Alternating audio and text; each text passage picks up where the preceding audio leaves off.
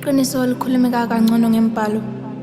Imbhalo yami ikhuluma iqiniso. Empeleni mina ngiyimbongi yeqiniso. Nginombono. Ngensizwe ekhala yodwa nezindabeni. Abuze omunye athi ukhalelani. Athi ngikhalela ukuthi sengisele dengwane kulomhlaba. Athi mina bengcono ningilande ngoMlahlankosi mhlazane sengilahlwe inkosi ngenxa yezenzo zami. Ningasola abazali bami ngabehlulekanga kepha yimi engehluleka. Mina ngehlula ukwenza ngaphambana neziyalo zabo ingakho bengicela ukuthi ningabasola abazali bami ngoba ngabehlulekanga yimi engehluleka. Izenzo zami bezingikhipha ekhaya njalo makushona ilanga yize zingibeke lapho. Imisebenzi yami yobumnyama yiye sengithwalisa inhlabathi ngesifuba. Ingakho bengicela ukuthi ningakhali nihlupha ngoba ngangazi ukuthi isala kutshela kubona ngomobo. Ngilapha nje ngasifaka mina.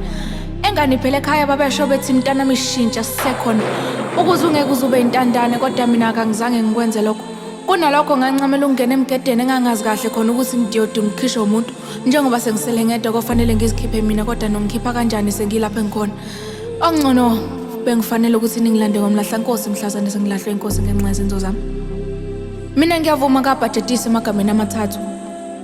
Zona lezi zandle bengizigoqa uma ngikhuleka yizo lezi bengisengiyisebenzisa uma ngikhipha umphefumulo ongenacala yizo lezi bengisebenzisa uma ngikhomba inxolo ogqiba ubaba omuzi mhlawumbe ongenacala.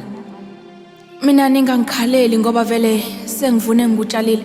Engani phela vele nasekhaya ngakithi mangiphuma ngikhasha amagama ohamba juba. Ngilapha engikhona ngizenzile ingakho ngicela ukuthi ningasola abazali bami ngabehlulekanga kepha yimi engehluleka. Phela mina ngehlula ukwenza ngaphambana neziyalo zabo. Ingakho ngibona kungcono ukuthi ningilande ngoMlahlankosi mhlazane sengilahlwe inkosi ngenxa yezenzo zami.